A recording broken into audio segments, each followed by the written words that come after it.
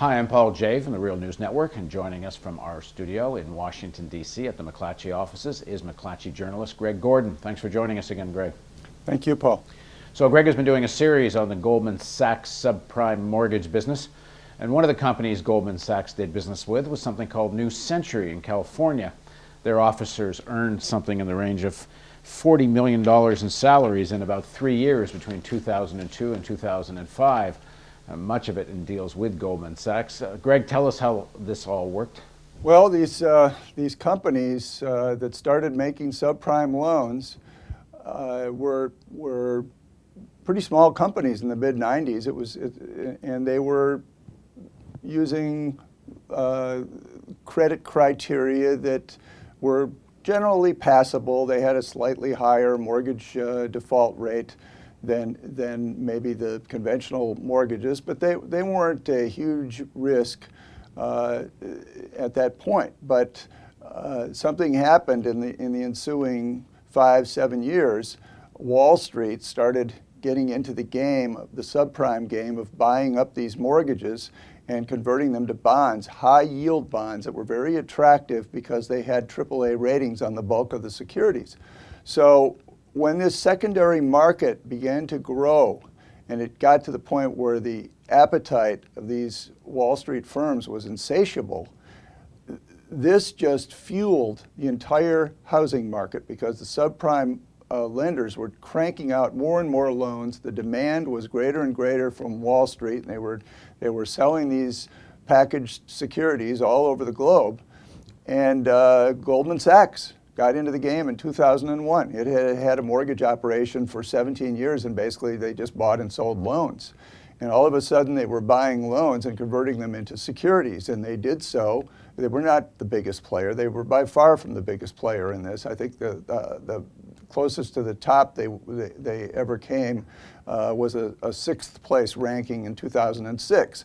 But having said that, Goldman Sachs bought and securitized, converted into bonds, about $135 billion, I'd say at least $135 billion worth of these mortgages from 2001 until it got out in early 2007. Now, just for people to get a sense of the atmosphere or the culture of this business, you point out something quite interesting in your fourth segment of your series. You say that the loans that were reviewed, means somebody goes out, as I would, if you go get a loan from a bank, someone has to review your income and are you a real person? Well, the number of loans that were reviewed in the late 90s were 100%, but by 2006, less than 10% of loans were even being reviewed. Goldman Sachs must know this.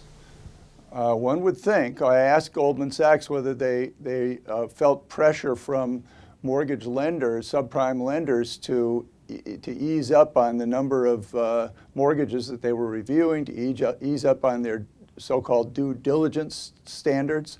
And Goldman said that their standards were at least as strong in 2006 as they were in 2002.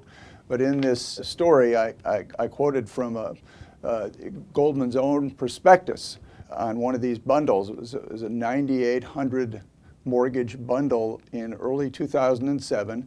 And over 3,400 of those loans were stated income loans, which means that they were essentially what became known as liar's loans. There was no verification of an employee's income. So if a gardener came in and said he earned $5,000 a month and signed a certification at the bottom of the application, that was it. There was no further questioning. And so the due diligence that was done, the contractors now who were hired by Goldman and other firms now say that when they raised questions about it, they were told just follow the guidelines of the mortgage lender. And the guidelines included a first mortgage for 80%, a second mortgage for 20%. In other words, a mortgage for the entire value of a house that clearly the person couldn't make the payments on. The entire value of a house that everybody assumed was going to go up in value, but of course the gigantic risk here for all the parties involved, well, especially for Wall Street and the bond buyers and for the homeowners or borrowers, was the possibility that housing prices, instead of going up, would go down, and suddenly they would be, quote unquote, underwater. the value of their home would be worth less than the balances of their mortgage or mortgages.